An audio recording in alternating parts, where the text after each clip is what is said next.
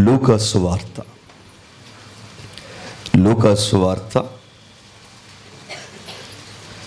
23వ అధ్యాయం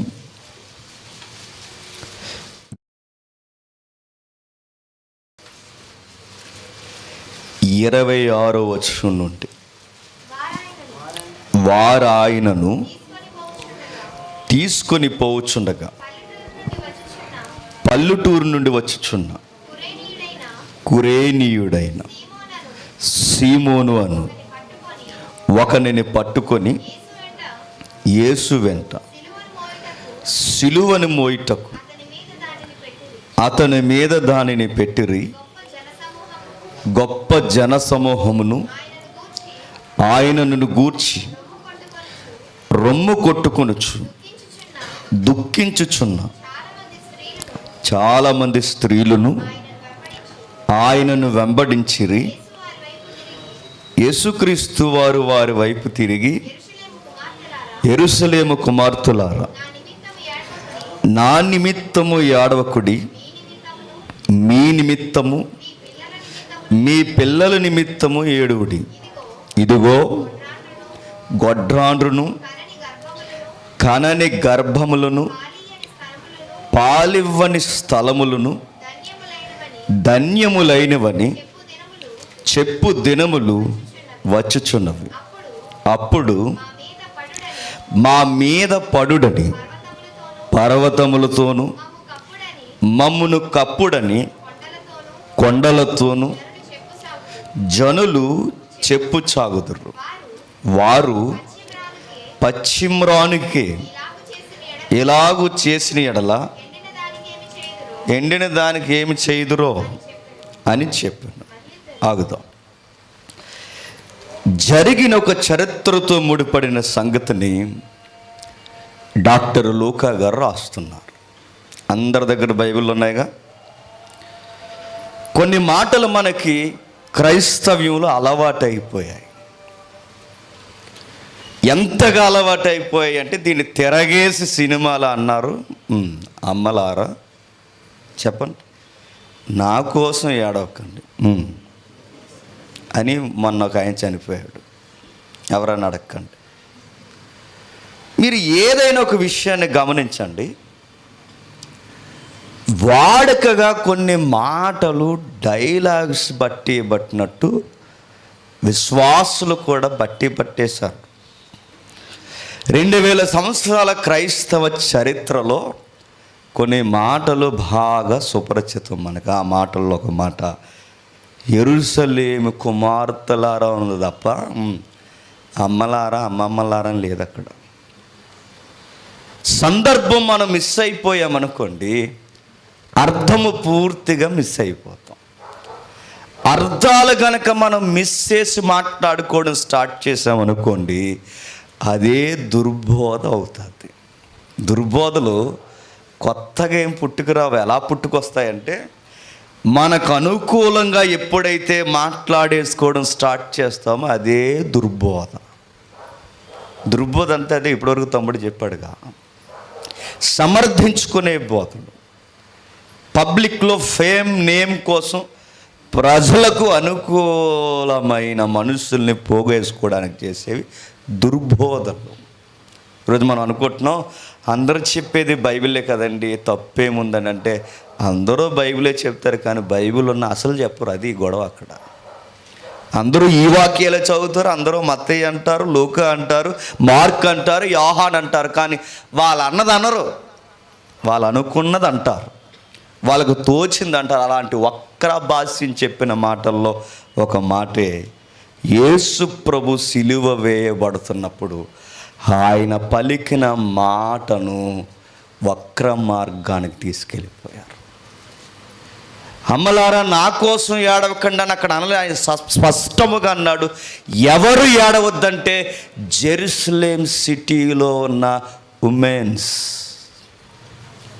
ప్రత్యేకించి యెరూషలేము కుమార్తెల్ని ఎందుకు ఏడవద్దన్నాడు? యెరూషలేము కుమార్తెలారని సార్వత్రికమైన పదంగా అందరికీ వర్తించేలా అనలేదు. ఆయన ఒక సిటీకి వర్తించేలా అన్నాడు. అది యెరూషలేము కుమార్తెలు. ఎవరు? యెరూషలేము కుమార్తెలు. మీరు అనుకోవచ్చు అయితే ఏడొద్దు అంటారనని. ఏడమనే బైబిల్ చెప్పింది. ఎంత ఏడిస్తే అంత మంచిది, భక్తి జీవితానికి ఆరోగ్యం అది.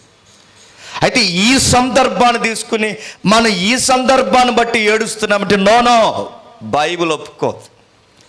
బైబిల్ చెబుతున్న సందర్భం ఖచ్చితమైన సందర్భం, చరిత్ర సందర్భం. లూకా గారు రాసిన సందర్భం యెరూషలేము కుమార్తె. ఏం జరుగుతుందో ఆ మాట తెలియాలంటే రాసిన విధానం ఎంత గంభీరంగా ఉందో చూడండి. కానాని గొడ్రాళ్ళు ధన్యం అంటారట. ఏమంటారట?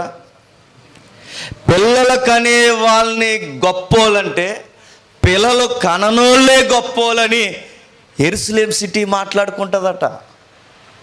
విడ్డూరం ఏంటో చెప్పిన, పాలివ్వని తల్లులు ఎవరైతే ఉన్నారో మీరు అదృష్టవంతులు. అంటే వాళ్ళ పదంలో చెప్తున్నారు, అదృష్టం అనే పదం వాడకూడదు, అదొక రకమైన సబ్జెక్ట్ అది. వాళ్ళు ఏమని మాట్లాడుకుంటారు, మీరు ధన్యులమ్మా, మీకు బిడ్డలు లేరు, ఒంటరిగా ఉన్నారు, మీరు చాలా మంచోళ్ళు, మీలాంటి బతుకు మాకుంటే బాగుండి అంటారట. ఈ మాటలు చూస్తుంటే ఏదో చరిత్ర అక్కడ దాక్కున్నట్టు ఉంది చూడండి. ఆ మాటలు మనకు అర్థం కావాలంటే కాస్త బాగా వినాలి. మొదటి శతాబ్దపు ఆ వాతావరణం తెలియాలి. జస్ట్ నేను టూకీగా అవుట్లైన్స్ చెప్తాను, వినండి. ఇప్పుడు బైబిల్ చదివేటప్పుడు ఎలా పడితే అలా చదవద్దు, దయచేసి చెబుతున్నాను. ఇక జరిగిన నష్టాల సంఘాలకు చాలు. ఇక్కడి నుండి అయినా యవనస్తులుగా మనం కొంచెం అర్థవంతంగా చదువుదు. ఎందుకంటే ఈ రోజుల్లో మనకు చాలా టెక్నాలజీ ఉంది, ప్రతి వచనాన్ని అర్థం చేసుకునేంత జాగ్రఫికల్ ఎవిడెన్స్ ఉంది. కాబట్టి కాస్తంత వల్లంచి బద్ధకం పక్కన పెట్టి బైబిల్ బాగా చదవండి, అర్థమవుతుంది. చరిత్ర ఈ మాట మనకు అర్థం కావాలి అంటే గ్రీకు తత్వజ్ఞానం ఎరిగిన పౌరుడు లోక బయటకు వచ్చి తన వైద్యాన్ని పక్కన పెట్టి యేసుప్రభు వెనకాల తిరుగుతూ చరిత్రను రికార్డ్ చేశాడు. ఆయన ఇది హిస్టోరియన్. ఎవరు? డాక్టర్ లూకా. ఆయన రాసిన చరిత్ర జోసఫస్ కన్నా ఎవ్రముగా ఉంటుంది, చాలా ఎవ్రంగా ఉంటుంది. జోసఫస్ అంటే తెలుసుగా, గొప్ప చరిత్రకారుల్లో ప్రపంచ చరిత్ర కన్నా ఇండియా వద్దు, ఏపీ వద్దు, ప్రపంచ చరిత్రకారుల్లో గొప్ప చరిత్రకారుల్లో పేరుగాంచిన చరిత్రకారుడు జోసఫస్. ఆయన కన్నా డీటెయిల్ హిస్టరీ నమోదు చేసింది, మనకి బైబిల్ అనుసారమైన చరిత్ర రాసినది లూకా. న్యూ టెస్టిమెంట్లో ఆయన రాసిన చరిత్రని ఈ మాటని కదపాలంటే చుట్టూ ఉన్న వాతావరణం తెలియాలి. ఇప్పుడు 2020, 2019, 20, 21, 23, రేపు 24, ఆ తర్వాత 25.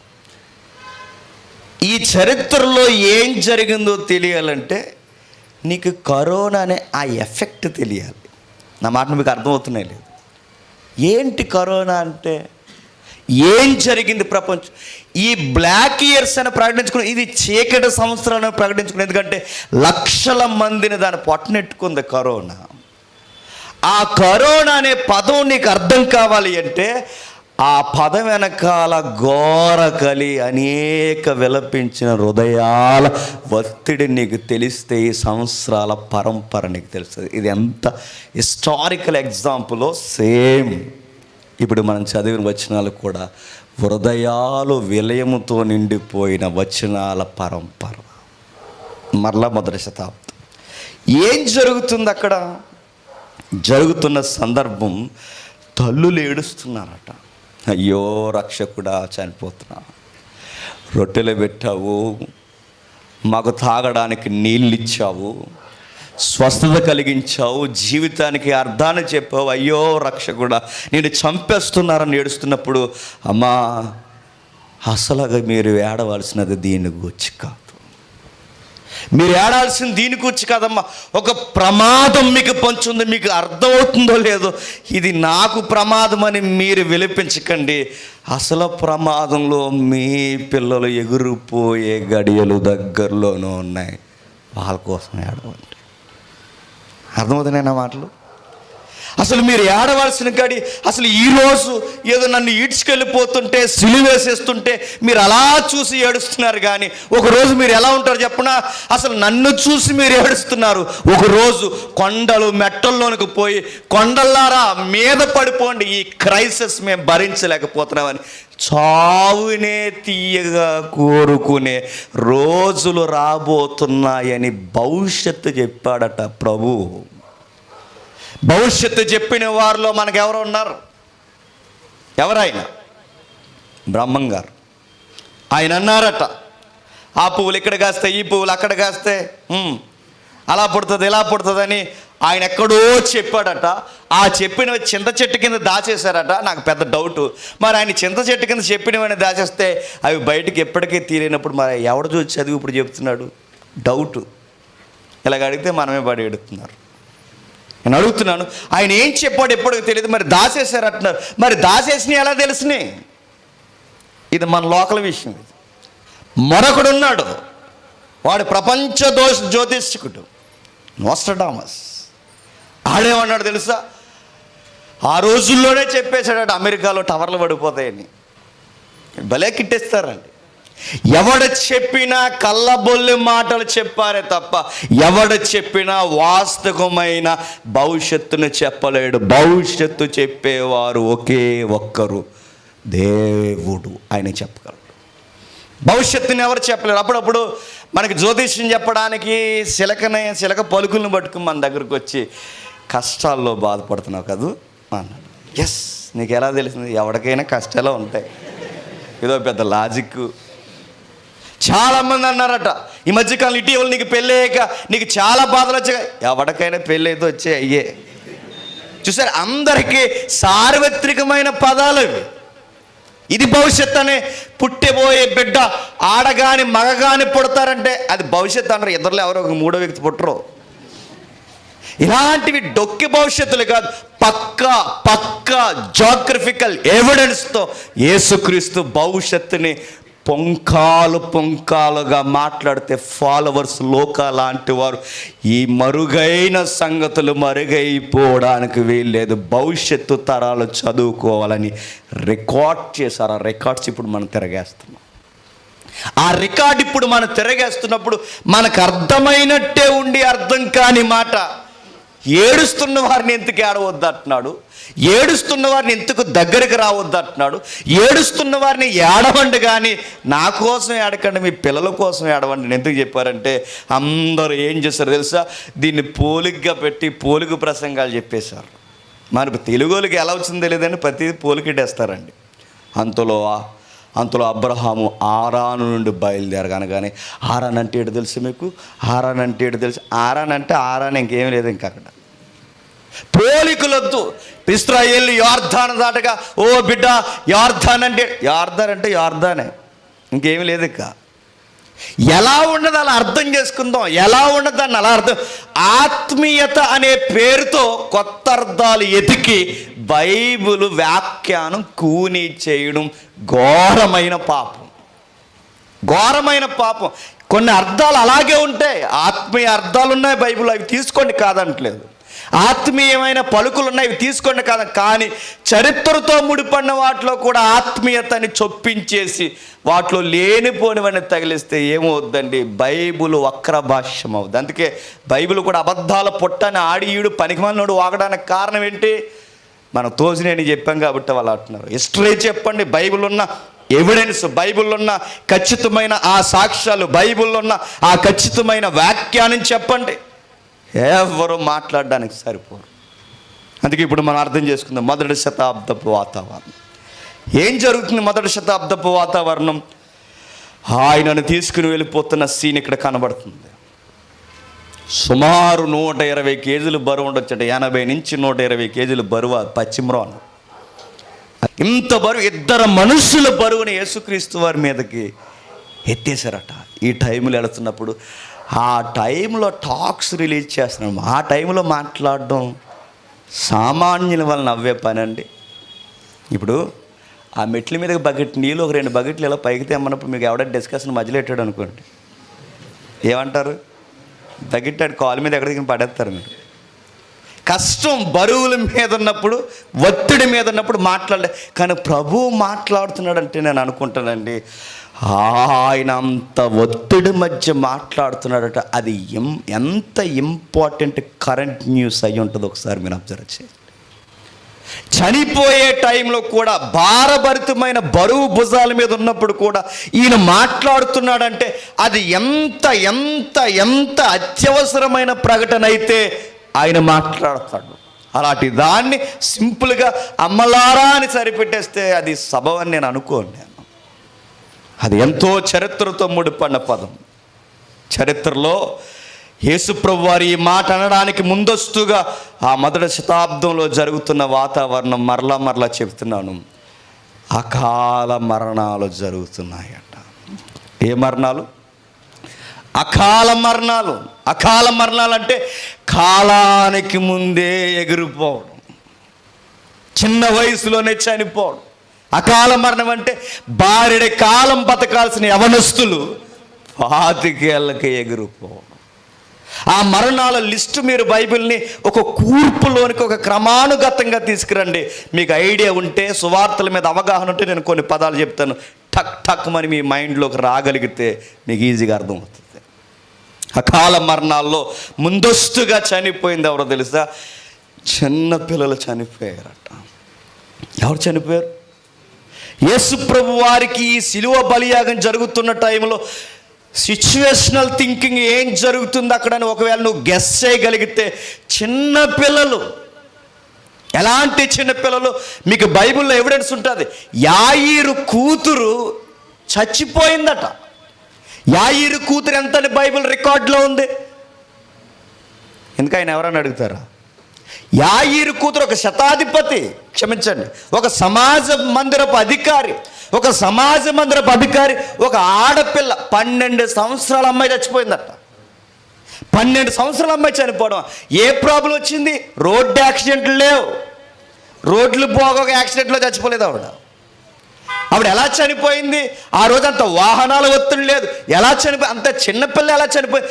డిసీజ్తో చనిపోయిందంట. ఏంటి 12 ఏళ్ల పిల్లలకే ఆ రోజు రోగాలు వచ్చేస్తున్నాయంట. అంటే మీకు మొదటి శతాబ్దపు వాతావరణం ఎలా ఉందో మీరు అంచనా వేయండి. 12 ఏళ్ల పిల్లలు చనిపోయారు. యవనస్తులు చనిపోయారు. యవనస్తులు ఎవరో తెలుసా? లాజరు యవనస్తుడండి. ఎవరు? లాజరు యవనస్తుడు. యవనస్తుడైన లాజరు చనిపోవడం ఏంటి? ఏ ప్రాబ్లం వచ్చింది అబ్బాయికి? పానపరకు బాగా తిని బొగ్గలు ఏమైనా కనబడిపోయిందా? మనం చూస్తున్నాం చాలా అడ్వర్టైజ్మెంట్లు. పొగాకు తాగుడికి చచ్చిపోయాడా? ఊపిరితిత్తులు పని చేయక చనిపోయాడా? ఎలా చనిపోయాడు? ఈరోజు యవనస్తులు చనిపోతున్నారంటే తాగి చేస్తున్నారు, సిగరెట్లు కాల్చి చేస్తున్నారు, వేగంగా బండులు తోలి చేస్తున్నారు. ఈరోజు యవనస్తులు చేస్తున్నారంటే భయంకరమైన కామత్వాన్ని కొడగట్టి సుఖవ్యాధుల చేత చేస్తున్నారు. సుఖవ్యాధులు అంటే తెలుసుగా, రకరకాలు ఉన్నాయి, ఇంకా డీటెయిల్గా. ఇలాంటి వ్యాధులు. లాజరు అలాంటి ప్రమాదాల్లో ఏం చావలేదే. ఆయనకి ఏ చెడు వ్యసనాలు లేవు, ఏ ఇబ్బందులు లేవు, ఆయనకి ఎలాంటివి. ఆయన భక్తుడు, పైగా యేసుక్రీస్తు వారికి క్లోజ్గా ఉన్న ఫ్యామిలీ. ఒక మాట చెప్పాలంటే పబ్లిక్లో ఉన్న టాక్ క్లోజ్ ఫ్రెండ్ ఎవరికి? యేసుక్రీస్తు వారికి. అలాంటి అబ్బాయి చనిపోవడం అంటే ఎలా చనిపోయాడు? రికార్డులో కనిపించినట్టుండే మాట. బహుశా ఆయన వ్యాధి చేతే చనిపోయి ఉండాలి. ఆయన ఏ గోపురం పడో చనిపోలేదు. చిన్న వయసులో యవనస్తుడికి రోగమా? 12 ఏళ్ల పిల్లకు రోగమా? ఇంకా చెప్పాలంటే గుంపులుగా చచ్చిపోయారట. ఎలా చనిపోయారు? గుంపులుగా. ఈ రికార్డు ఎక్కడుంది? గోపురం పడిపోతే అలా గుంపు అలా చచ్చిపోయారంట. అంతే. శిథిలావస్థలు, అనేకమైన కట్టడాలు కూలిపోయి చనిపోయిన వారు ఒకరు. ఇంకా విడ్డూరం, మీరు అక్కడికి వెళితే ఈ కోనేరు, బెతెస్తా కోనేరు, ఆ కోనేరు దగ్గరికి వెళితే ఒక పెద్ద గవర్నమెంట్ హాస్పిటల్ ఉన్నట్టు ఉందండి అక్కడ. మీరు చూసారు లేదో రెఫరెన్స్ మీకు ఆ యోహాను సువార్త 5వ అధ్యాయంలో ఉంటుంది. రోగులు గుంపులుగా ఉన్నారట. గుంపులు. ఎలాంటి ఇక్కడ మనకి జీజేసి ఉందిగా, వెళ్ళి చూడండి. వెళ్ళొచ్చి ఇంకా ఆనందంటారు. ఇంకా కొంతమంది తింటారంటే అక్కడ మరి ఏంటో నాకు నిజంగా మహానుభావులు అనిపిస్తుంది. చూడండి, అక్కడికి వెళ్ళి చూడండి ఎలా ఉంటుందో. చాలా కష్టం. ఇలాంటి హాస్పిటల్ ఒక 5-6 కలిపితే అంత పెద్ద వ్యాధుల గుంపుతో, మరణాల విలయాలతో కబలించిపోయిన అనేక రోగులు, కదలలేక ఒక పక్కన ఏకమ్మగా అలా పడుకుండిపోయి కొన్ని 10 సంవత్సరం పడిపోతే ఆ శరీరానికి కురుపులు వచ్చేసిన రోగులు కూడా ఉన్నారట. ఒకటి కాదు, 2 కాదు, అన్ని యాంగిల్స్లో మొదటి శతాబ్దపు వాతావరణం క్రమంగా మనుషులు మరణాలతో చచ్చిపోతున్నారు. గుంపులు గుంపులుగా చనిపోతున్నారు. చిన్నపిల్లలు చనిపోతున్నారు, యవనస్తులు చనిపోతున్నారు, ఒకరి తర్వాత ఒకరు చనిపోతున్నారు. ఇంకా విషయం ఏంటంటే ఉన్న మరణాలు సరిపోలేదని కొత్తగా మరలా కేసులు బనాయించి ఖైదీలుగా చిత్రీకరించి గుంపులుగా మనుషుల్ని సిలివేసేస్తున్నారు. ఇప్పుడు ఏమంత అర్జెంట్ వచ్చేసిందని మామూలుగానే ఎవడో బతకలేకపోతున్నాడు. ఇలాంటి టైంలో కేసులు కట్టి గుంపులుగా చనిపోతున్న మనుషుల్ని ఇంకా గుంపులుగా చంపుతున్నారు. అందుకే మీరు చూడండి, బైబిల్ రికార్డ్స్లో యేసు ప్రభుతో పాటు అటే పోకండి ఇటే పోకండి, అంత ఎమర్జెన్సీగా ఎందుకు చంపేస్తున్నారు? 3 మనుషులు ఒకేసారి చంపేస్తున్నారట. ఓ పక్క వ్యాధులు చంపుతూనే, ఓ పక్క బాధలు చంపుతూనే, మరో పక్క మనుషుల్ని చంపేస్తున్నారు. ఇంకో మాట చెప్పిన, ఖైదీల్ని ఆ రోమ్ కొలీషియంలో జంతువులకి, మృగాలకి విసిరేస్తుంటే వాటిని చూసి ప్రత్యేకమైన ఆటల పోటీలుగా నెలకొల్పి వాటికి టికెట్ రేట్లు కూడా పెట్టి మనుషుల్ని, జంతువులు చంపుతుంటే ఎంజాయ్ చేశారట. చూసారా ఎంత చరిత్ర ఆ మొదటి శతాబ్దపు వెనక జరుగుతుంది. ఇదొక కోణం అయితే మరొక కోణం, రోమీలు ఇన్ఫార్మర్స్ని పెట్టుకునేవారట.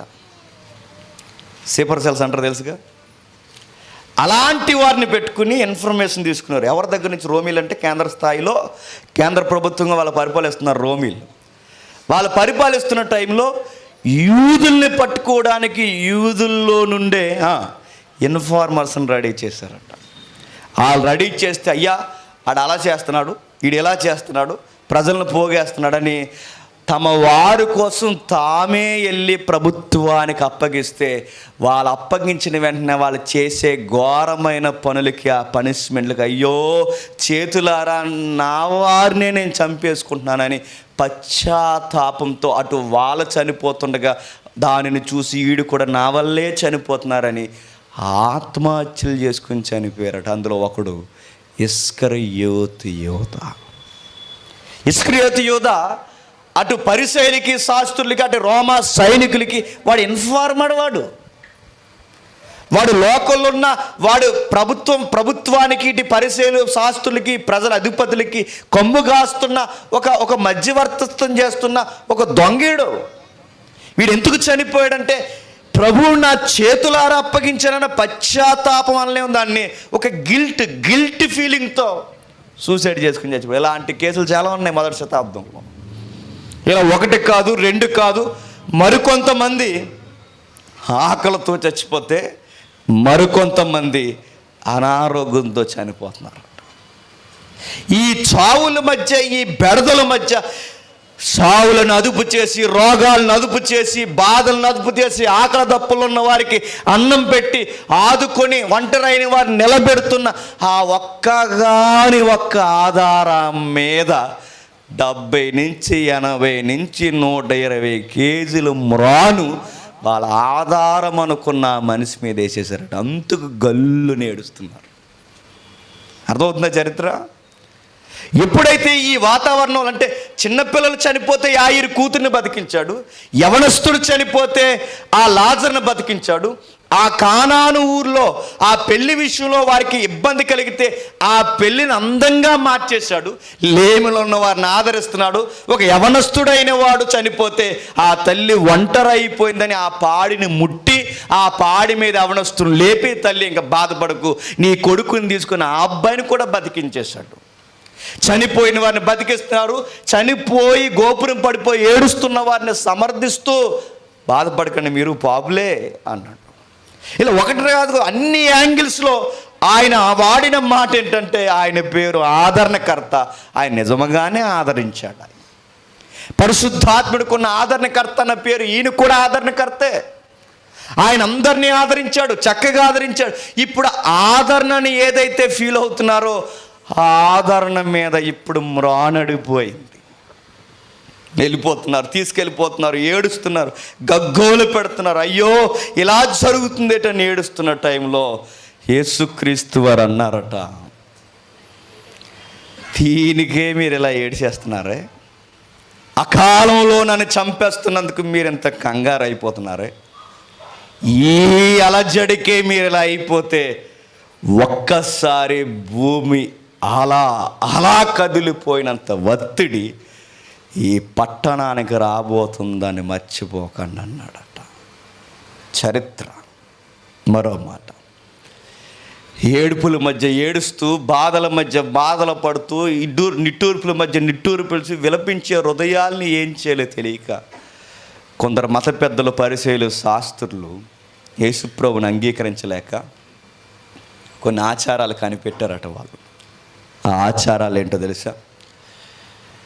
ఎలాగో ఈ హృదయం ఏడకుండా ఉండలేదు కనుక మనం ఏడుస్తున్నామని పబ్లిక్ కూడా మనతో కలిసి ఏడవాలంటే కొన్ని ట్రెడిషనల్ సిస్టమ్ స్టార్ట్ చేయాలనుకున్నారట.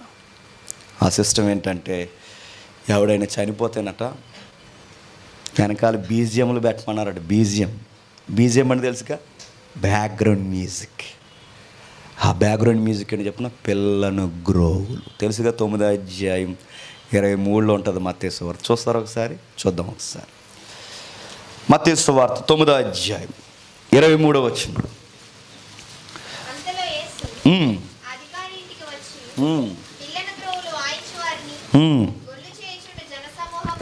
పిల్లను గ్రోవులు వాయించు వారిని గొల్లు చేయుచుండు జన సమూహమును చూసి ఏం వాగిస్తున్నారట? పిల్లను గ్రోవులు. ఇక్కడ చనిపోయిన కూతురు ఎవరు తెలుసు? ఎవరు? యాయిరు కూతురు. యాయిరు కూతురు చనిపోతే ఇప్పుడు ఆ శవం ముందు ఏం వాగిస్తున్నారట? అంటే ఏమర్థమవుతుంది? ఒక ట్రెడిషన్ స్టార్ట్ అయింది. ఆ ఆచారం ఎందుకు స్టార్ట్ అయిందంటే ఇప్పుడు వాళ్ళకి వాదార్పు కొరకు ఏం వాగిస్తున్నారట? పిల్లను గ్రోవ్. అందుకే చూడండి, మన విచారంలో ఉన్నప్పుడు విచారమైన పాటలు వేసుకుంటాం మనం కూడా. అంతేరా, సేమ్ నాకు అలా జరిగింది అనుకుంటాం. ఆ పాట అంటామా, సూర్యుడా సూర్యుడా బాధ కలుగుతుందా నీకంటే? అవును, నేను సూర్యుడిని, ఆరిపోయేలా ఉన్నాను నేను. అదో రకమైన వాదార్పు మనకి. సెంటిమెంట్ సాంగ్స్ వింటాను చూసారా?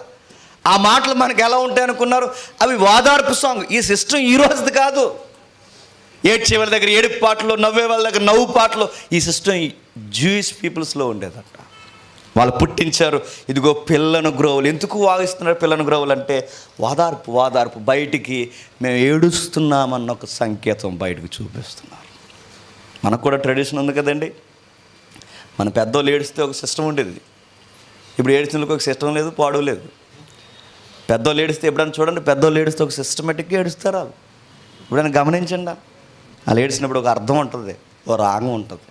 ఆ రాగం మీద ఏడుస్తారు నిజంగానే. ఆ రాగం ఏంటి చెప్పనా? అయ్యో పోయావా, ఎన్ని చేసేయండిరా నీకు, ఒరే ఆ రోజు అవి కొన్నాను, ఈరోజు ఈ కొన్నాను, ఎక్కడెట్టో చెప్పకుండా పోయేవాడురా. ఇది ఏడుపు. వాళ్ళు ఏడుస్తున్నప్పుడు ఒక రాగం ఉంటుంది. మనం ఏడుస్తున్నప్పుడు ఆ ముక్కుతున్నామో, నవ్వుతున్నామో, ఏడుతున్నామో ఏమీ తెలియదు. ఇప్పుడు ఏడుపులకి నవ్వులకి ఏడుపులు ఒకలాగే ఏడిసినాయి. ఒకప్పుడు వాళ్ళు ఏడ్చినప్పుడు ఒక అర్థం, ఆ రాగం వింటే ఒక 1 కిలోమీటర్ దూరంలో ఉన్న అరే ఎవరు ఏడుస్తున్నారా నాకు సిస్టమ్ అర్థమైపోయేది. ఇప్పుడు తెలియట్లేదు. ఒక ఆవిడ నవ్వుతుంటే ఏడుతున్నాయేమో అన్నాడు ఒకడు పుసుకుమని, బ్లడ్ ఈడియట్ అంతే. నేను ఏడట్లేదు, నవ్వుతుంది ఆవిడ. ఒక సిస్టమ్ ఉంది చూడండి. ఇంకా మన పాత పెళ్ళిళ్ళలో ఒక సిస్టమేటిక్ సాంగ్స్ ఉండేవి. ఆ సాంగ్ పాడితేనే అడిగి తర్వాత కార్యక్రమాలు, లేదు అడిగి అటు తాళి కట్టాలన్నా, అక్కడి నుంచి వెళ్ళి భోజనానికి వెళ్ళాలన్నా ఆ పాట ఆడాలి. ఇప్పుడు ఆ పాట పాడాలని ముందు ఇప్పుడు వాళ్ళ మెయిన్ సింగర్స్ ఉంటారు అక్కడ. ఆ సింగర్స్ని పిలిపిస్తే వాళ్ళకి మోటివేషన్ చేసి, అమ్మ పాండమ్మ మీకు దండం, తాళి కట్టిన మమ్మల్ని ఏదోలా పాడండి అంటే అప్పుడు వాళ్ళు ఏమంటారు, డిమాండ్స్ ఉంటాయి వాళ్ళకి. డిమాండ్స్ అని చెప్పిన ఇంకో 16 ఎట్టే ఇక్కడ అప్పుడు పాడతాం అనేవారు. ఇలాంటి ఆచారాలు మనకే కాదు, యూదులకు కూడా ఉన్నాయట.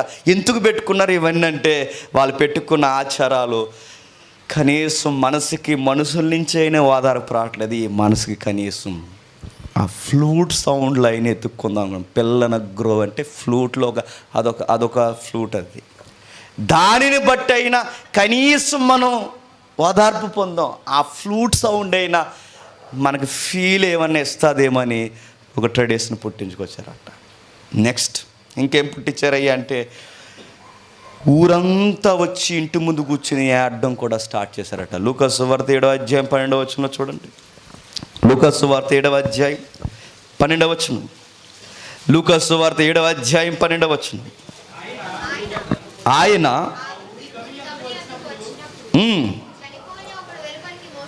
చనిపోయిన ఒకడు ఎలుపలకు మోసుకొని పోబడుచుండెను. ఆమె ఎధవరాలు, ఆ ఊరి జనులు అనేకులు ఆమెతో కూడా ఉండ్రి. నిజానికి ఈవిడెవరో తెలుసా? ఈమె ఒక ఒంటరి. నిజానికి ఈమె ఒక ఒంటరి అయితే ఆ అబ్బాయి చనిపోతే చుట్టూ ఎవరున్నారట? ఊరంతా ఉందట. అంటే పెద్దలు ఏం స్టార్ట్ చేశారంటే ప్రజల్లో నలిగిపోతున్న హృదయ వేదనకి ఈ సంగీతం ద్వారా అయినా ఓదార్పిద్దాం, లేదా కనీసం మన పక్కన నిలబడి ఒక ధైర్యాన్ని ఇద్దాం. ఏమంటారంటే అందరం అన్నారట. వెళ్ళారు, నిలబడ్డారు, మాట్లాడారు, ఆమెకి ధైర్యం చెబుతున్నారు. ఊరు వాడ గుంపులుగా వచ్చి ధైర్యం చెప్పడం స్టార్ట్ చేశారు. మీకు ఏం అర్థమవుతున్నాయి? చిన్నవారు చనిపోతున్నారు, యవనస్తులు చనిపోతున్నారు, మధ్య వయస్కులు చనిపోతున్నారు, గుంపులుగా చనిపోతున్నారు. ఈ చనిపోతున్న టైంలో ఈ చావుని వీళ్ళు ఎదుర్కోలేక, ఆ బాధను వీరు దిగమింగలేక వీరు కనిపెట్టిన సిస్టమ్స్ ఏంటో తెలుసు. ఇదిగో ఇలాంటి సిస్టమ్ కనిపెట్టారు వాళ్ళు. సంగీతాలు కనిపెట్టారు. అదే ఆ సంగీతం ద్వారా ఓదార్పు. గుంపులుగా వెళ్ళి ఓదార్చుకుందాన్ని కనిపెట్టారు. ఇలా కొన్ని ప్రాక్టీసులు స్టార్ట్ చేశారు. అలాంటి టైంలో వీళ్ళందరికీ అన్నిటికన్నా గొప్ప ఆదరణ ఇవ్వడానికి యేసుప్రభు వచ్చి 30 సంవత్సరాలు బతికిన ఆయన 3.5 సంవత్సరాల్లో ఆయన చాలా ఓదార్పునిచ్చేసరికి ఇవన్నీ మర్చిపోయి అయ్యో ఈయనుంటే చాలనుకున్న టైంలో ఇప్పుడు ఈయనను చంపేస్తున్నారు. అలాంటి టైంలో ఇప్పుడు వచ్చి ఏడుస్తున్నారు. మనిషి చనిపోతున్న ఆ సమయాన్ని మనిషిగా వారు జీర్ణించుకోవడం కష్టమైపోయి ఇక మమ్మల్ని ఎవరు ఆదరిస్తారు? ఇక అప్పుడు ఏడుస్తున్నప్పుడు అర్థం కానట్టు ఉన్న ఒక చరిత్రతో ముడిపడిన మాట ప్రభు అన్నాడు. మీరు అలా బైబిల్ చూడండి, తమ్ముడు ఒక పిక్చర్ వేస్తాడు. చూడండి ఒకసారి. లూకాసు సువార్త 23వ అధ్యాయం. లూకాసు సువార్త 23వ అధ్యాయం. లూకాసు సువార్త 23వ అధ్యాయం. నెక్స్ట్ లూకాసు సువార్త 23, అది ఇప్పుడు నెక్స్ట్ జూమ్ చేద్దాం. లూకాసు సువార్త 23వ అధ్యాయం 27వ వచనం నుండి. గొప్ప జన సమూహము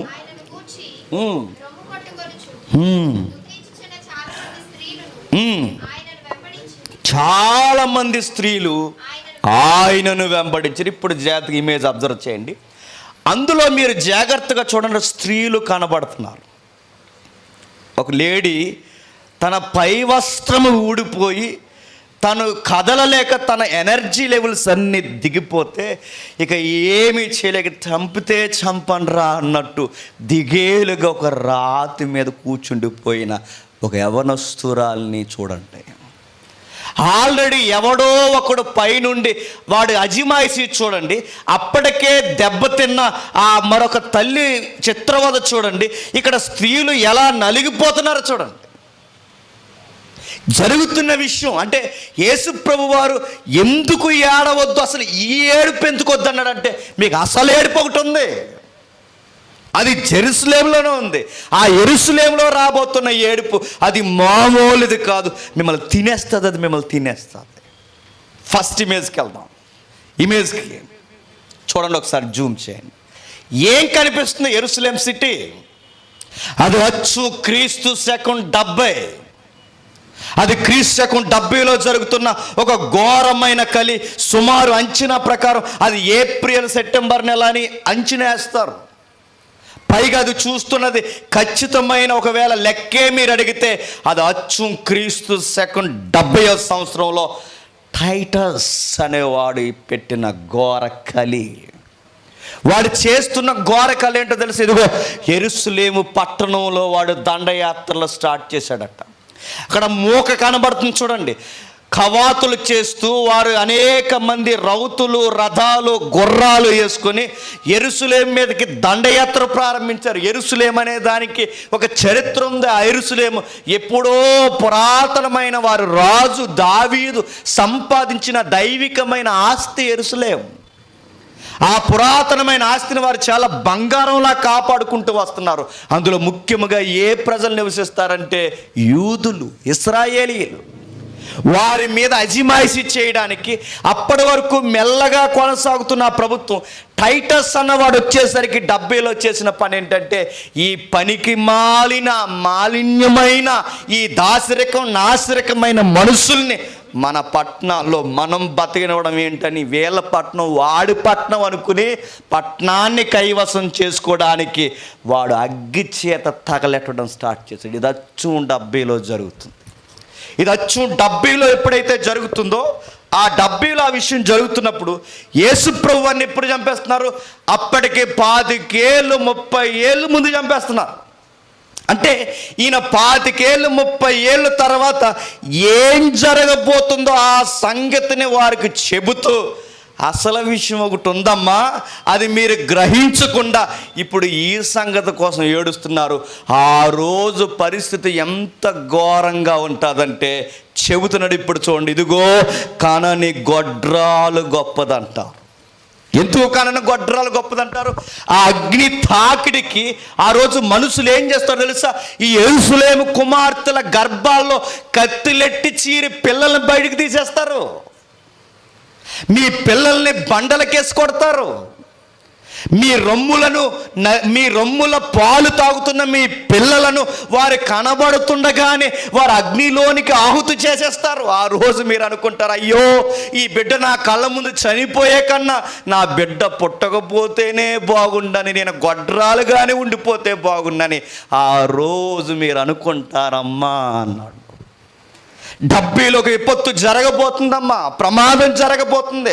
టైటస్ అన్నవాడు జరిగించే ఘోరకలని దైవం ముందే ఆ రోజు యెరూషలేము కుమార్తెలకు ముఖ్యంగా చెప్పింది. అందరికన్నా హృదయ వేదన మీకే తల్లి, మీకే. ఎందుకంటే మీ బిడ్డల్ని మీ ముందే చంపేస్తారు. గొడ్రాలు గొప్పదంటారు, పాలు ఇవ్వని తల్లి గొప్పదంటారు. ఎందుకంటే ఓ పక్కన మంటల తాకిడికి పిల్ల విలవెల్లేడుస్తుంటే ఆ ఏడుపును వాదార్చడానికి మీ పాపం తీసుకుని నువ్వు పాలిస్తుండగానే నిన్ను నీ బిడ్డని దూరం చేస్తారమ్మా. మీరేమనుకుంటున్నారు? దేనికోసం ఏడుస్తున్నారు? నన్ను సిలువేయడం చూసి మీరు ఏడుస్తున్నారు, కానీ మిమ్మల్ని చూస్తుండగానే మిమ్మల్ని మీ బిడ్డల్ని చంపేసే ఒక రోజు రాబోతుంది. అందుకే పర్టికులర్గా ఆయన అన్నాడు, యెరూషలేము కుమార్తెలారా. అది ఆ పదానికి అర్థం. యెరూషలేము కుమార్తెలారా, నా కోసం ఏడవకండి. ఆ రోజు మీరు ఏం కోరుకుంటారో తెలుసా?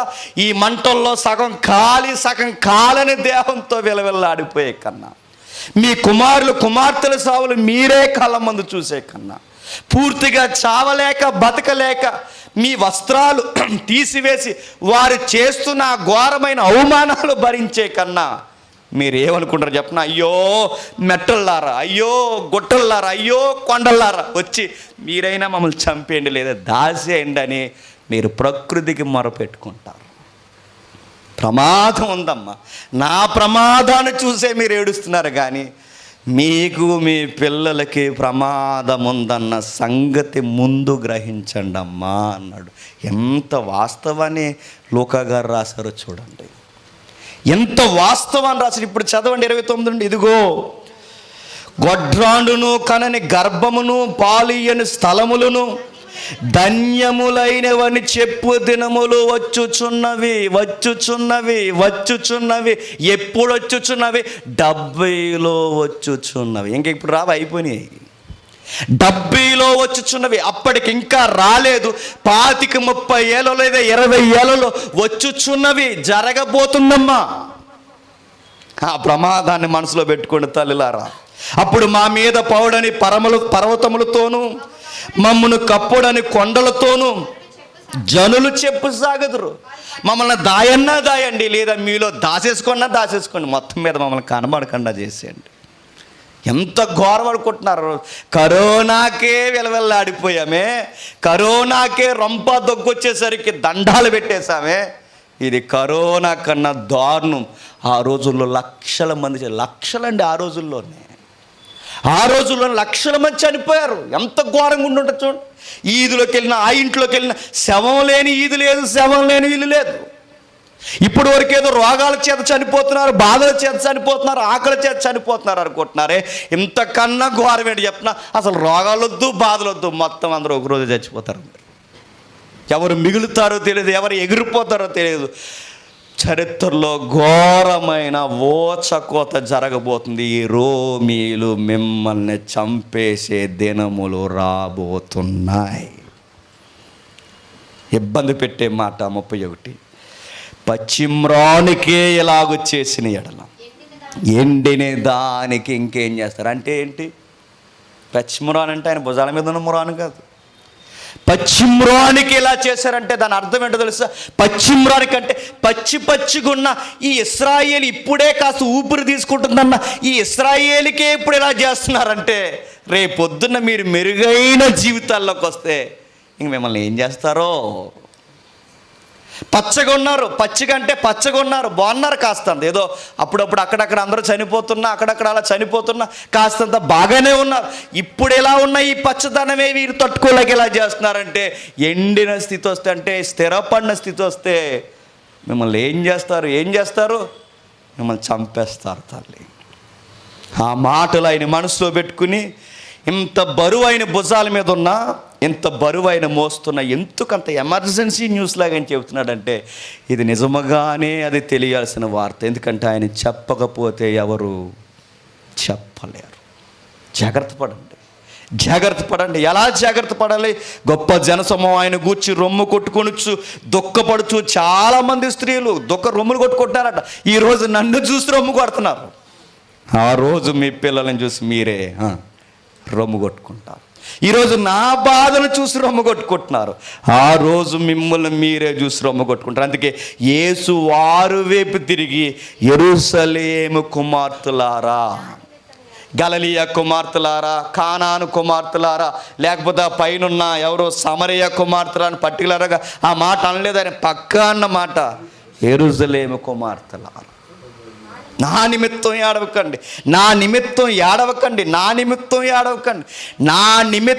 ఏడవద్దనంటే ఈ మొత్తానికి ఏడొద్దని కాదు, ఏడండి. ఆ ఏడ్చేది అర్థవంతంగా ఏడవండి. నా గురించి కాదు, మీ బతుకులను గూర్చి, మీకు జరగబోయే ప్రమాదాలను గూర్చి ఏడవండి. ముఖ్యముగా మీ వారి కోసం ఏడవండి. ఎందుకంటే మీరు ఎన్ని చేసినా, ఏమి జరిగినా, ఎంత సరంభీలు ఇల్లులు మీరు కట్టుకున్నా మీకు తగలడిపోయే రోజులు దగ్గరలోనే ఉన్నాయి. ఏడండి. బతుకులో ఏమన్నా తేడా పాడా ఉంటే ఏడవండి. నా కోసం ఏడవకండి, నా మరణం గురించి ఏడవకండి, మీ మరణం కోసం ఏడవండి. ఎగిరిపోయే ముందు దేవుని దగ్గర ఎలా ఏడవాలో ఏడండి. దేవుడి దగ్గరకు వచ్చి ఏడవద్దని లేదు, నా కోసం నా దగ్గరకు వచ్చి ఏడవకండి. నా కోసం వద్దు, నా దగ్గరికి వచ్చి మీకోసం, మీ పిల్లల కోసం ఏడవండి. అయ్యా నా పిల్లల పరిస్థితి ఏంటి, అయ్యా నా బిడ్డల పరిస్థితి ఏంటి, అయ్యా నా పరిస్థితి ఏంటని ఆయన దగ్గర ఏమేమి సరి చేసుకోవాలో ఏడవండి. ఈ రెఫరెన్స్ చూసి అందరూ ఎలా ఏడ్చేశారు? ఆయన అలాగ అంటాడండి, ఆడండి అన్నారంట. నా కోసం ఏడవద్దంటే ఆయన అలాగంటండి, అడగ అయ్యో ప్రభు అని మొదలెట్టారండి. ఆయన అన్నదేంటి, మీరు చెప్పేదేంటి? ఆయన అన్నదేంటి, మీరు చేసేదేంటి? ఆయన ఏం చెప్పాడు? ప్రమాదం రాబోతుంది, ఏడవకండి. ఆ ప్రమాదం కోసం ఏడవండి, నా కోసం ఏడవకండి. మీ పిల్లల్ని చంపేస్తారు, మిమ్మల్ని చంపేస్తారు, మీ భర్తలను చంపేస్తారు, మీ బంధువులను చంపేస్తారు. ఉన్న మరణాలు సరిపోలేదని ఇంకా ఒకేసారి మరణం అగ్ని రూపంలో సైనికుల దండయాత్రలో రాబోతుంది. ఏడవండి. ఎప్పుడైతే ఈ అర్థవంతమైన మాట ఆయన చెప్పాడో అప్పటికి వాళ్ళకి అర్థమైందో లేదో నాకు తెలియదు, కానీ ఆ గడి వచ్చాక అందరికీ అర్థమైంది. ఆ కాలం వచ్చేసరికి అందరికి అర్థమైంది. ఆ నజరుడైన యేసుడన్న మాట ఖచ్చితముగా జరుగుతుంది. ఆయన అన్నది ప్రతీదీ జరిగిందండి. ఈ మాట ఎందుకు చెప్తున్నాను తెలుసా? ఆయన అన్నది అనతి కాలంలోనే 25-30 ఏళ్ళకి నెరవేరితే అన్నవాడు మరో మాట కూడా అన్నాడు. ఏవాడో తెలుసా? ఎలా వెళ్ళానో మరలా. ఆ రోజు యెరూషలేముకి దాడి, ఈరోజు ప్రపంచానికి దాడి. ఆ దాడి సరాసరి ఆయనతోనే దాడట. ఆ రోజు ఒక్క పట్టణమే కకలావికలమైంది. ఈరోజు ఆయన రాబోతున్నాడు. ప్రతి పట్టణము, పల్లి, ప్రపంచము రెండో రాకడికి అగ్ని కాదు పంచభూతాలు మిక్కటమైన యాండ్రముతో లయమవడానికి సిద్ధంగా ఉన్నాయి. ఈ టైంలో మనం ఏం చేయలేం. మనము మన పిల్లల కోసం, మన కోసం రాబోతున్న ఆ ప్రమాదం కోసం ఏడవాలి. ఆ రోజు యెరూషలేము ప్రమాదాన్ని చూసే మారు మనసు వైపు ఏడవంటే ఇప్పుడు రెండో రాకడ రెడీగా ఉంది. అది రేపు జరగచ్చు, నేడు జరగచ్చు, ఏ రోజో జరగచ్చు. పరిస్థితులు చూస్తుంటే అవి ఎప్పుడు జరుగుతాయో తెలియదు, ముందే జరుగుతుంది. ఏడవండి. ఆ రాకడి గడిలో ఆయన చెప్పినవి ఖచ్చితంగా జరుగుతాయి. ఆయన చెప్పినట్టే టైటస్ అన్నవాడు 70లో ఆ దండయాత్ర జరిగిస్తే ఆయన చెప్పినది ప్రతీదీ జరిగితే, నేను లేస్తానన్నవాడు ఖచ్చితంగా లేస్తే, ఆయన మాట ఏది తప్పిపోకపోతే ఆయన తప్పని మాటిచ్చి వెళ్ళాడు. వస్తా అన్నాడు, ఖచ్చితంగా వస్తాడు. ఆ వచ్చే గడియలు కనబడుతున్నాయి. మరణాలు, విలయాలు, కరువులు, బాధలు, ప్రేమ లేకపోవడం, దండయాత్రలు, దేశాల మీదకి నిన్న మొన్న రష్యా దండయాత్రలో, పాలస్తీనా, ఉక్రెయిన్, 1-2 ఇజ్రాయెల్ ఎలా పోట్లాడుకుంటాయో, ఎలా స్టార్ట్ అవుతున్నాయో తెలియదు. ఇవి సరిపోలేదని మరలా మరణాలు, కరోనా, డెల్టా, అది ఇది సేమ్ అట్మాస్ఫియర్. మరలా ఎప్పుడు 1వ శతాబ్దపు వాతావరణం. గుంపులు గుంపులు చనిపోతున్నారు, గుట్టలు ఎగిరిపోతున్నారు. ఆ రోజు యెరూషలేము ప్రమాదం చూసి, దానిని చూసి మారిపోమంటే ఈరోజు ప్రభు మనకు చెప్తున్నాడు, త్వరగా రాబోతున్నాను బుద్ధిగల కన్య, సిద్ధముగా ఉండన్నాడు. ఆ కన్య ఎవరు? ముగించేసుకుందాం, మనమే. సంఘమైన కన్య అలంకరించుకోవాలి. ఎలా అలంకరించుకోవాలి? సత్క్రియలనే చక్కటి ధనము చేత అలంకరించుకోవాలి. యెరూషలేము బాగా వినాలి. యెరూషలేముని ఆ రోజు తగలడిపోతుంటే అక్కడున్న విశ్వాస బృందాన్ని మారమంటే ఈరోజు సంఘాలు, యెరూషలేముకి గుర్తు సంఘాలు. ఈరోజు సంఘాలు దాళ్ళకు గురవుతున్నాయి, ప్రమాదాలకు గురవుతున్నాయి. ఇప్పుడు మనం చేయాల్సింది అయ్యో అని బులుబులు దుఃఖాలు తీయడం కాదు, మారదాం. మన బిడ్డలు మార్చుకుందాం, మనం మారదాం. దుఃఖభరితమైన ఆయన వైపు చూసి అయ్యో ప్రభు అని ఆయన మీద సెంటిమెంట్ వద్దు, నువ్వు మారు. ఆయన కూర్చొని ఆయన ఎడితే ఏం ఫీల్ అయిపోడు, గుర్తుపెట్టుకోండి. చాలామంది అలా ఫీల్ అయిపోతారు. అది ఎలా ఉంటుంది చెప్పినా, నీకు ఇష్టమైన సినిమాలో ఒక హీరో ఏదైనా ఇబ్బంది అవుతాయి, అయ్యో అయ్యో అయ్యో అయ్యో అంటావు. నువ్వు సేమ్ ఇప్పుడు ఆయన కూడా అలా ఊహించుకుని ఎడితే అది సెంటిమెంట్ ఫీలింగ్ తప్ప ఆయన ఏం పట్టించుకోడు, గుర్తుపెట్టుకో. ఆయన ఏడాల్సింది ఆయన వైపు చూసి కాదు. చెప్పండి, మన బతుకుని చూసి మనం ఏడుద్దాం. ఆయన గూర్చి ఏడిసిన చాలిక మన గూర్చి మనం ఏడుద్దాం, మన బిడ్డల కోసం ఏడుద్దాం. ప్రభు చెప్పాడు. ఆ రోజు పరిస్థితి ఎలా ఉంటుందంటే, ఆ రోజు వాళ్ళ గుండెలు బాదుకున్నారట. సేమ్ పదం వాడాడు ప్రకటన గ్రంథం. యేసు ప్రభు వచ్చినప్పుడట, నమ్మని వారు రొమ్ములు బాదుకుంటారట. అయ్యో అయ్యో అయ్యో. ఇప్పుడు పాత మెసేజ్లో మంచి మాట అన్నారండి. ఆ రోజు డ్రమ్ము కొట్టేవాడు డ్రమ్ము కొట్టడం ఆపేసి రొమ్ము కొడతాడట. యారంటే డ్రమ్మే కొట్టాను కానీ మారలేదు ప్రభు అంటాడు. నీ డ్రమ్ముకి రొమ్ముకి ఆ రోజు దండయాత్ర గుర్తెట్టుకో, వచ్చేస్తుంది ఆ రాక. నిజంగా జరిగిపోతున్నాయండి. మీకు భయం వేసి, బాధ వేసి, జాగ్రత్త పడి ఒక మాట చెప్తున్నా, సరిగ్గా ఇంకా నెరవేరవలసినవి కొన్ని ప్రవచనం అన్నీ నెరవేరిపోయినాయి. ఎక్కువ లేవండి, ఇంకా అయిపోయినాయి. ఆ ప్రకటన గ్రంథంలో ఉన్న చాలా మట్టుకు నెరవేరిపోయినాయి, ఇంకెన్నో లేవు. కొన్ని రెఫరెన్స్ ఉన్నాయి. ఆ ప్రవచనాలు కూడా జరిగిపోతున్నాయి. ఇంకా నువ్వు మారకపోతే నిన్ను కాపాడే నాదుడిక ప్రపంచంలో ఎవడూ లేడు. నిన్ను నువ్వు కూడా కాపాడుకోలేవు. మారిపోదాం. ఈ చరిత్రలో ఈ సంగతిని చూసి మారిపోదాం. ఈ ఘోరమైన విపత్తును చూసి మారిపోదాం. అన్నవాడు ఖచ్చితంగా వస్తాన వాస్తవం మనకు ఖచ్చితంగా మారిపోదాం. ఈ తాత్కాలికంగా మారిపోదాం. వస్తే ఆయనైనా రావచ్చు, ఈ లోపల నాకు కరోనా రావచ్చు, ఏదో ఒకటి రావచ్చు, ఏదోలా ఎగిరిపోవచ్చు, ఏదో ఒక రోగం రావచ్చు. ఈ బిజీ లైఫ్లో ఏదోలా మన జీవితం ముగిసిపోవచ్చు. పక్క చచ్చిపోవడం అన్నది వాస్తవం. చనిపోయే ముందు మారి చచ్చిపోతాం. ఏమంటారు? యెరూషలేము పట్టణమే ఆ రోజు బెంబెలెత్తిపోయి ఆ రోజు అందరూ బతుకులు సర్దేసుకుంటే ఇక అన్ని పట్టణాలు ఆహుతాపోతున్నాయి. మనం ఢిల్లీ వెళ్ళినప్పుడు కూడా అదే చెప్పాం. మీరు ఢిల్లీలో ఉన్నారనుకోకండి, మీ ఢిల్లీకి గల్లీకి ఒకటే జడ్జిమెంట్ అని చెప్పాం. ఆ జడ్జిమెంట్ ఆయన రాబోతున్నాడు. అందుకే ప్రభు చెప్పాడు, యెరూషలేము కుమార్తెలారా ఏడవకండి అన్నాడు. ఈరోజు అర్థవంతంగా మాట్లాడుకుంటే యెరూషలేము కుమారుల్ని, యెరూషలేము కుమార్తెలు అంటే సంఘ బిడ్డల్ని, సంఘ నాయకుల్ని, అందరినీ, నిన్ను నన్ను అందరినీ ఇంకా ఆయన గురించి ఊహించుకుని ఏడిచింది చాలు. మన కోసం మనం ఏడుతాం. అయ్యో మేకేసేసారు ప్రభువా, నీకు మేకేసేసారంటే మరి వేసేసారు, ఏం చేస్తాం? ఇప్పుడు ఆయన గురించి ఏడకి ఇంకా సెంటిమెంట్ చాలు. ఇక ఆ మేకేసేసింది నీకోసం ఏడు, అది అప్పుడు బాగుంటుంది. బలింతో పొడి చేశారు ప్రభువా, బలింతో పొడి చేశారు మరి ఏమైనా ఆపుతావు? ఇప్పుడు బలింతో ఎందుకు పొడిచారో ఏడు, నీ పాపాల వల్లే పొడి చేశారు. ఆయన ఎందుకు చనిపోయాడో, ఎందుకు ప్రమాదాలు ఉన్నాయో ఏడిస్తే మనము మన బిడ్డల్ని దేవుడు తన రెక్కల చాటును దాచుకును గాక. కన్యా, బుద్ధిగల కన్యా సంగమా, సిద్ధపడదాం. దేవుడు మిమ్మల్ని దీవించును గాక.